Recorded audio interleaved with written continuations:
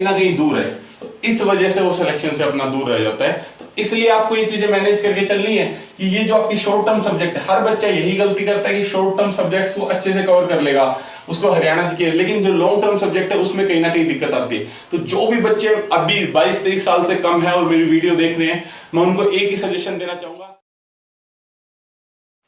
Hello everyone, mentor 365 channel में आपका स्वागत है। हरियाणा पुलिस एसआई के फॉर्म भरे जाने स्टार्ट हो चुके हैं। काफी सारी आपकी क्वेरीज पेंडिंग थी कि हरियाणा एसआई को लेके कि हरियाणा एसआई वगैरह के एग्जाम क्या है। तो सबसे पहले मैं आपसे के साथ डिस्कस कर लेता हूं, क्योंकि होता क्या है, काफी बार बच्चे वीडियो देखते हैं और उनको जो कंटेंट चाहिए होता है वो नहीं मिलता। तो इसलिए मैं वीडियो के स्टार्टिंग में ही आपको बताते हुए चलूंगा कि क्या क्या हम डिस्कस करने वाले हैं। सबसे पहले हम डिस्कस करेंगे इस वीडियो में कि एचएसएससी का एग्जाम पैटर्न क्या रहता है, कैसे क्या सिलेबस रहता है। काफी सारे बच्चों को पता भी होगा, कुछ को नहीं पता होगा, पर इसके अंदर आपकी हम थोड़ी क्लैरिटी लाने की कोशिश करेंगे, क्योंकि मेरी कोशिश रहती है कि बच्चों को मैं प्रैक्टिकल चीजें बताऊं जो मैंने खुद अपनी तैयारी में करी और बच्चों ने अपनी तैयारी में करी। क्योंकि हमारे पास रटा है तो कुछ है नहीं, जो चीजें हमने अपनी प्रैक्टिकल फील्ड में हमने जाके जो चीजें सीखी है वही चीजें आपके साथ शेयर करते हैं, और वही चीजें सबसे ज्यादा मैक्सिमम काम आती है प्रिपरेशन में। तो सबसे पहले हम बात कर लेते हैं आपको अब क्या एचएसएससी का एग्जाम पैटर्न क्या रहता है। आपको पता है फिक्स नहीं है, लेकिन इसको लेके क्लैरिटी में आपकी लाने की कोशिश करूंगा। दूसरा, लेवल ऑफ प्रिपरेशन कैसे रहना चाहिए, क्योंकि कंप्यूटर में आपने देखा C+, जावा, पाइथन, साइंस में आपने बीएससी की क्वेश्चन भी देखे, तो लेवल ऑफ प्रिपरेशन आपका क्या रहना चाहिए। तीसरी बात करेंगे कि सब्जेक्ट जो बिल्कुल आपको मस्ट पढ़ने हैं वो सब्जेक्ट कौन से हैं। चौथी बात करेंगे इंपॉर्टेंट टॉपिक्स, कौन कौन से इंपॉर्टेंट टॉपिक्स है, कौन कौन से इंपॉर्टेंट सब्जेक्ट वाइज कि ये तो आपको जरूर पढ़ने हैं, यहाँ से जरूर क्वेश्चंस आते हैं। और फिर हम बात करेंगे लॉन्ग टर्म और शॉर्ट टर्म सब्जेक्ट्स की कि कैसे क्या कुछ होता है। ठीक है, अभी तक आपने चैनल सब्सक्राइब नहीं किया तो प्लीज सब्सक्राइब कर लें, और हमारा प्लेलिस्ट सेक्शन भी आप जाके जरूर देखें, आपको काफी सारी वीडियो यूजफुल मिलेंगी। तो वीडियो स्टार्ट करते हैं टाइम वेस्ट ना करते हुए। सबसे पहले आपकी बात कर लेते हैं एचएसएससी एग्जाम पैटर्न की। एक एक चीजें बिल्कुल ध्यान से प्यार से समझते हुए चलिएगा। आधा अधूरा ज्ञान हमेशा खतरनाक होता है। किसी भी टीचर, आप कोई मर्जी टीचर से पढ़ रहे हो, आप बिल्कुल लास्ट तक वीडियो देखें, क्योंकि अधूरा ज्ञान हमेशा आपको नुकसान ही करेगा, फायदा नहीं करेगा। तो अब बात कर लेते हैं हरियाणा जीके की। हरियाणा जीके आपकी है 20 से 22, 23, 25 नंबर तक की। अब 22 क्वेश्चन मान के चलिए। मैं यहाँ पे नंबर ऑफ क्वेश्चन की बात कर रहा हूँ। ये 100 क्वेश्चन आपके आएंगे, आप सभी को पता है। Number of question 22 question Haryana GK के आते हैं। 15 हिंदी प्लस इंग्लिश, कभी 7, कभी 8 नंबर, कभी 8, कभी 10, थोड़ा बहुत ऊपर नीचे चलता है, लेकिन हिंदी प्लस इंग्लिश आपकी 15 नंबर की 15 क्वेश्चन रहेंगे। मैथ प्लस रीजनिंग के आपके 15 से 20 क्वेश्चन रहते हैं। कई बार हमने देखा है कि मैथ के 10-12 क्वेश्चन तक भी आ जाते हैं, लेकिन आप अमूमन मान के चलिए 15 से 20 क्वेश्चन। साइंस आप 8 से 12 क्वेश्चन मान सकते हैं। कंप्यूटर 10 क्वेश्चन, नेशनल जी के 20 से 25 क्वेश्चन, और आईपीसी, एनिमल हस्बेंड्री और एग्रीकल्चर, तीनों चीजें पढ़नी है आपको हरियाणा के लिए। मैं आपको बता दूं, कभी आप मिस कर दो। ग्राम सचिव में पंचायती राज आया था, आप ये देख मान के चल सकते हैं कि ये तीनों चीजें आएंगी हाल फिलहाल में। ठीक है, अब बात कर लेते हैं आपका, ये आपके एग्जाम पैटर्न की बात हो गई, ये चीजें आपको जरूर करनी है। अब बात कर लेते हैं आपकी लेवल ऑफ प्रिपरेशन की। तो सबसे पहले मैं आपकी बात करूंगा साइंस की। पुराना अगर आप एसआई का पेपर उठा के देखेंगे तो आपको टफ मिलेगा।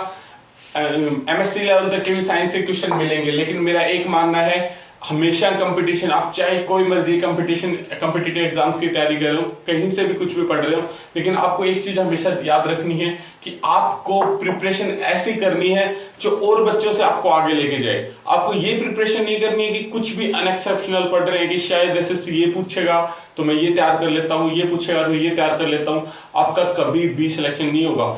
आपको हमेशा और बच्चों की कंपैरिजन में आपकी प्रिपरेशन ऐसी होनी चाहिए कि हाँ ठीक है, अगर उसके ये चीज सही हो रही है तो मेरी वो चीजें गलत नहीं होनी चाहिए। साइंस की बात कर लेते हैं। तो साइंस आप एसएससी लेवल्स की, एसएससी या 10th लेवल आप कह सकते हैं, जो साइंस आती है वही प्रिपेयर करके चले। अगर 11th-12th की साइंस वो पूछता भी है तो आप यकीन मानिए कंपटीशन में 99.9% बच्चे उसको नहीं कर पाएंगे, और एक आधा परसेंट से कुछ ज्यादा फर्क 0.001% कुछ बच्चे होंगे जो कर पाएंगे।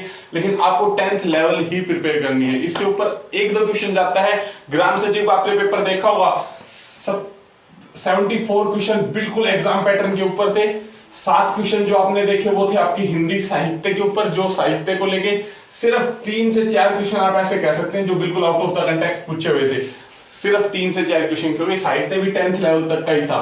तो ऐसा कुछ नहीं है, क्योंकि आपको पता है कोइलेशन गवर्नमेंट है, दुष्यंत चौटाला पहले ही बहुत बार कह चुके हैं कि आउट ऑफ सिलेबस ना पूछे, तो अब की बार कहीं ना कहीं आपने ये चीजें इंप्लीमेंट आपको देखने को मिली होगी कि ना आपका आउट ऑफ सिलेबस था, सेंटर्स भी आपके नियर बाई डिस्ट्रिक्ट्स में आ रहे थे। तो साइंस आप 10th लेवल की पढ़े, ज्यादा हाई लेवल में डीप में जाने की जरूरत नहीं है। अगर यहाँ आप डीप में चले गए तो आपका सिलेक्शन कहीं ना कहीं आप दूर हो सकते हो सिलेक्शन से।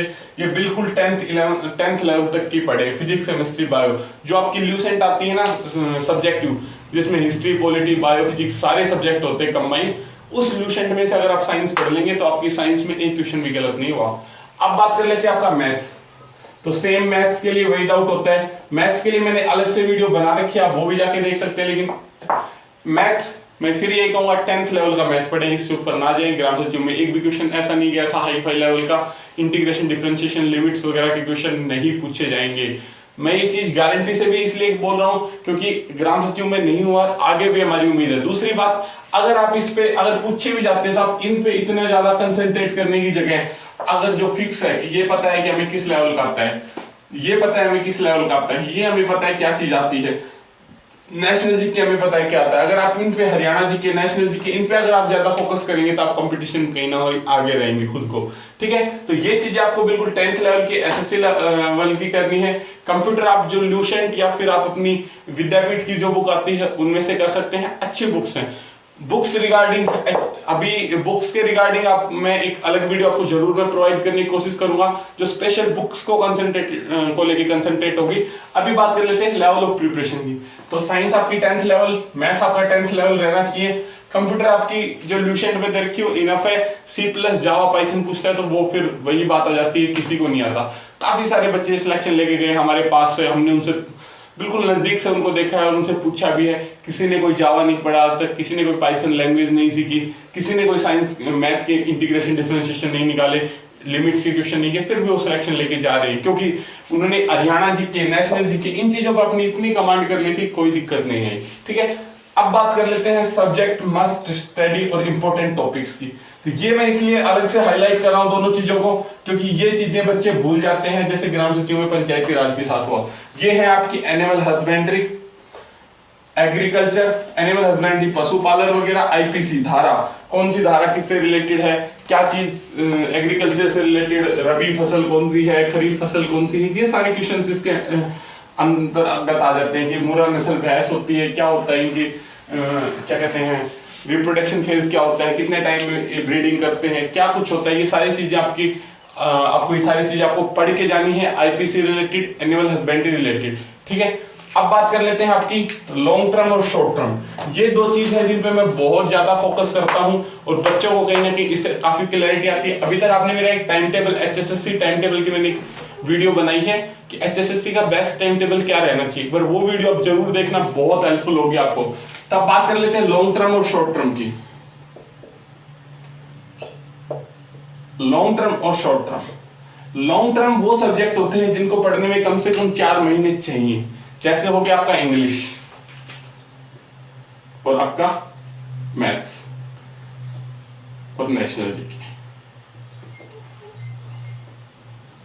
ठीक है, ये 3 सब्जेक्ट ऐसे हैं जिसको पढ़ने में 4 महीने चाहिए और यही वो सब्जेक्ट है जिनसे बच्चों को डर लगता है। बच्चे कहते हैं कि सर हमें सब्जेक्ट से डर लगता है, तो आपको ज्यादातर अमूमन यही सब्जेक्ट मिलेंगे क्योंकि 4 महीने तक लगातार आपको कंटिन्यूटी के साथ चीजें पढ़ना, कंटिन्यूटी के साथ डिलीवर करना बहुत मुश्किल हो जाता है। पेशेंस और कंसिस्टेंसी है जो आपको कॉम्पिटिटिव एग्जाम्स में कहीं ना कहीं आगे लेके जाएगी। अब बात कर लेते हैं कि ये short term subjects Haryana GK, computer, जो भी सब्जेक्ट्स आपके बच के, हिंदी, आईपीसी वगैरह, एनिमल हस्बेंड्री और आपकी क्या रहेंगी एग्रीकल्चर, रीजनिंग, तो ये सारी चीजें आपकी आ जाएंगी शॉर्ट टर्म सब्जेक्ट्स में। इनको आप बिल्कुल कम टाइम में 1 महीने में पढ़ के इतना अच्छा प्रिपेयर कर सकते हो। अब हरियाणा के एग्जाम्स में बात करता हूं, इंग्लिश आती है 8 नंबर की, मैथ आपका मैं लेके चलता हूं 10 नंबर तक और नेशनल जीके 25 नंबर तक। 43 मार्क्स 43 क्वेश्चन आते हैं जो लॉन्ग टर्म होते हैं। जो लॉन्ग टर्म जो बच्चा तैयारी करेगा वो 43 क्वेश्चंस में फाइट करेगा अच्छे से, और जो बच्चा बचे 57 के क्वेश्चन अराउंड, तो 57 क्वेश्चन होते हैं शॉर्ट टर्म। जो सिर्फ 1 महीना भी बहुत अच्छी तैयारी कर लेगा तो भी सिलेक्शन के बिल्कुल पास पहुंच जाएगा, लेकिन सिलेक्शन से कई बार 5 नंबर से रह जाएगा, कभी 10 नंबर से रह जाएगा, कभी 2 नंबर से रह जाएगा। क्यों? क्योंकि उसने शॉर्ट टर्म तो बहुत अच्छे से प्रिपेयर कर लिया, हरियाणा जीके कर ली, कंप्यूटर कर ली, हिंदी कर ली, रीजनिंग कर ली, यहाँ से भी कुछ मार्क्स गेन कर लिए उसने, नेगेटिव मार्किंग है नहीं। लेकिन जो ये शॉर्ट टर्म में जो परफेक्शन थी, इंग्लिश में कंप्लीट नंबर, मैथ में कंप्लीट, नेशनल जीके में पूरे, इससे वो कहीं ना कहीं दूर है, तो इस वजह से वो सिलेक्शन से अपना दूर रह जाता है। इसलिए आपको ये चीजें मैनेज करके चलनी है कि ये जो आपकी शॉर्ट टर्म सब्जेक्ट है, हर बच्चा यही गलती करता है कि शॉर्ट टर्म सब्जेक्ट्स को अच्छे से कवर कर लेगा, उसको हरियाणा से, लेकिन जो लॉन्ग टर्म सब्जेक्ट है उसमें कहीं ना कहीं दिक्कत आती है। तो जो भी बच्चे अभी 22-23 साल से कम है और मेरी वीडियो देख रहे हैं, मैं उनको एक ही सजेशन देना चाहूंगा कि बच्चे आपके जो लॉन्ग टर्म सब्जेक्ट्स हैं इन पे इतनी कमांड बनाओ कि आगे कोई भी आपका एग्जाम में सिलेक्शन नहीं रुकेगा। अगर आप एग्जाम ओरिएंटेड तैयारी करोगे कि ठीक है अब रेलवे आ गया, रेलवे के पीछे लग जाऊं, एसआई का आ गया, एसआई के पीछे लग जाऊं, एचएसएससी आ गया, एसएससी आ गया, ऐसा नहीं होगा। पहले एक बार रुक के अपने आप को रिव्यू करो, अपने लॉन्ग टर्म सब्जेक्ट्स को स्ट्रॉन्ग बनाओ और फिर किसी भी एग्जाम की तैयारी करो, उसके शॉर्ट टर्म सब्जेक्ट उठा लो, उसके मॉक टेस्ट देख लो, सिलेबस देख लो, आपको कोई दिक्कत नहीं आएगी। उम्मीद करता हूं कुछ चीजें समझ आई होगी। फिर भी अगर आपको कोई डाउट है तो आप मुझे टेलीग्राम पे मैसेज कर सकते हैं, इंस्टा पे मैसेज कर सकते हैं और फेसबुक आप मुझे मैसेज कर सकते हैं। मैं कोशिश करता हूँ ज्यादा से ज्यादा बच्चों की रिप्लाई करने की। तो अपनी मेहनत के लग जाओ, 30-40 दिन आपके बचे हुए हैं। एग्जाम डेट आपको पता है 1 अगस्त दी गई है, अभी ऑफिशियल नोटिफिकेशन के अंदर होता है नहीं होता है, इस कंट्रोवर्सी में आपको नहीं घुसना है इस टाइम पे, ठीक है बच्चे। तो अपने लगे रहो तैयारी पे। अभी तक अपने चैनल सब्सक्राइब नहीं किया तो प्लीज सब्सक्राइब करें और एक बार प्लेलिस्ट सेक्शन जरूर जाके विजिट करें। मैंने बहुत अच्छी वीडियो बनाई है कि साइंस तैयारी कैसे करें, मैथ, हिंदी, ये सब प्रिपरेशन